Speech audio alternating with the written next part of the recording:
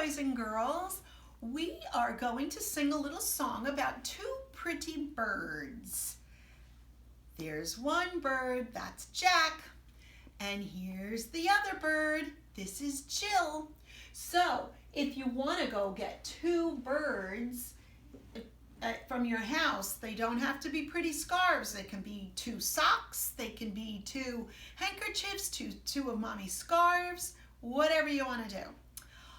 And you'll see that I made a hill with my knees. Here's the top of the hill, and here's the bottom of the hill. This is Jack, and this is Jill.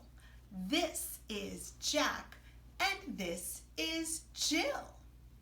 Two little pretty birds sitting on a hill. One named Jack, the other named Jill. Fly away, Jack, ooh! Fly away, Jill, ooh! Come back, Jack, whoop! Come back, Jill, whoop!